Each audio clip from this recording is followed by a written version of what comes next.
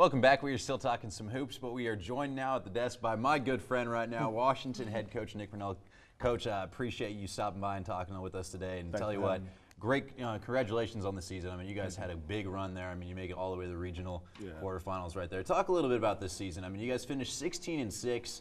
A lot of expectations for this group coming in, a lot of talent, but you look across the Bayside and there was a lot of other really good teams too. So with that in mind, I mean, how do you grade out how your team, accomplished this year? Well, I mean, we had a great season. I'm not even going to say we're from A to D because I'm just going to say it was an A because we gave great effort. And like you said, this was one of the most talented senior classes we've had. And when you got the transfer bug, you throw the transfer bug in there with people going here and there, which makes it that much even across the board. I'm so pleased at the way we played this year. Yeah, getting a guy like Parks that averaged nearly a double-double for you guys. Not complaining about that, I'm sure. I mean, he was a pretty quality player for you guys. Yeah. Speaking of some quality players, Shakir Cotman, I mean, there's a lot that you can say about him. He's an extremely, extremely talented young man, but people are still questioning a little bit how that talent is going to transfer up to the college level. So what can you say about that? One thing about Shakir is very coachable. That's the one thing when you go into a college level.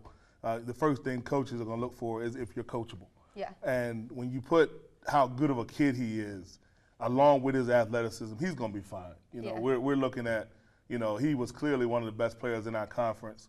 And wherever he goes, whether it's D1, D2, JUCO, he's going to do fine. He's going to be very fine. So I'm excited about what's about to take place in his life. Considering his skill set, I mean, he's a little bit maybe not the athleticism you see a lot of guards there. Right. A smart basketball player, though. Very you smart. can do a lot of different things. His Euro step, can get there.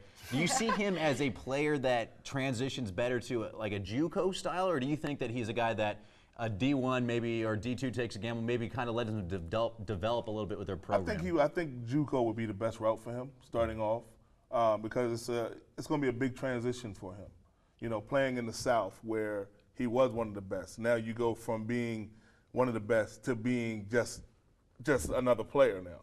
So I think he's gonna be fine. Wherever he goes, I think JUCO is gonna be the best route.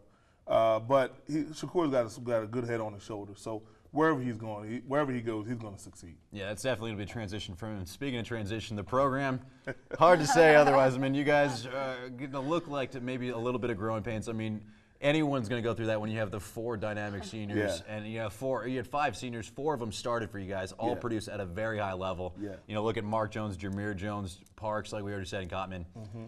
Where's this program go next after this year? Well, I'm going to be honest with you. We're not rebuilding, we're reloading. We had a great JV. We got a great JV program who went 12-4 this year. A few of those guys are going to come up. Now, don't get me wrong, we got to fill some big shoes.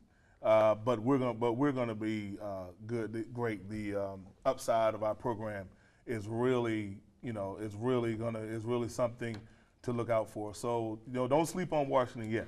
We're gonna be fine. I mean, you look at teams like Wild High, who's returning Torrey Brittenham, the Player of the Year, and then you look at Stephen Decatur, who's on the rise. You look at Snow Hill, who's on the rise.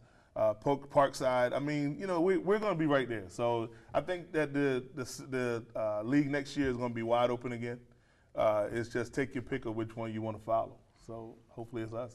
So you think it's still Wild High's than the favorites, still bringing back Torrey? Or do you think this is anyone's? It's a crapshoot here the offseason. Well, I'm a firm believer that in order to be the champion, you got to beat the champ.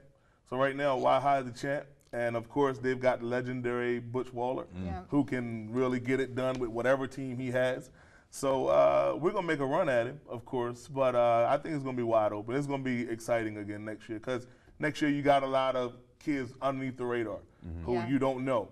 This year you had a lot of kids on the radar who people knew for 2 and 3 years.